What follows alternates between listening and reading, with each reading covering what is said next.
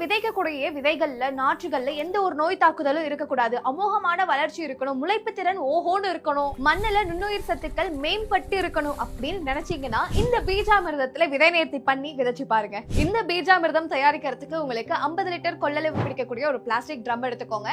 அதோட 5 லிட்டர் கோமியம், 5 கிலோ மாட்டு சாணம், 50 கிராம் கல் சுண்ணாம்பு அப்படி இல்லைன்னா கிளிஞ்சல் சுண்ணாம்பு, ஒரு கைப்பிடி மண்ணு, 20 லிட்டர் தண்ணி, ஒரு கோணி சாக்கு, இது மட்டும் தாங்க தேவை. அரைச்சி அதோட ஊத்திக்கோங்க. அப்புறம் அந்த 5 லிட்டர் கோமியத்தை ஊத்திட்டு இந்த சுண்ணாம்பையும் போட்டுருங்க. அதுக்கப்புறமா ஒரு கைப்பிடி அளவுக்கு உங்களுடைய வரப்பு மண் போட்டு நல்லா அதை மிக்ஸ் பண்ணுங்க. மிக்ஸ் பண்ணதுக்கு அப்புறமா ஒரு 12 மணி நேரம் அது நல்லா ஊறணும். அதனால ஒரு சணல் சாக்கு போட்டு வெயில் படாத இடமா அதை மூடி வச்சிருங்க. தோல் அழுத்தமா இருக்கக்கூடிய நெல் வகைகள், தானிய வகைகளா இருக்கு அப்படின்னும் போது அதை எல்லாத்தையுமே அந்த பீஜாமிர்தத்துல போட்டு ஒரு 20 நிமிஷம் ஊற வச்சு அதுக்கப்புறமா காய வச்சு நீங்க விதைக்கலாம். இல்லைங்க ரொம்ப குட்டி குட்டி விதைகளா இருக்கு, தோல் ரொம்ப மெலிசா இருக்கக்கூடிய விதைகளா இருக்கு அப்படின்னும் போது ஒரு ஷீட்ல அந்த விதைகளை பரப்பி இந்த பீஜாமிர்தத்தை அப்படியே மேலோட்டமா தெளிச்சு மிக்ஸ் பண்ணி அதுக்கப்புறமா காய வச்சு நீங்க தெளிக்கலாம்.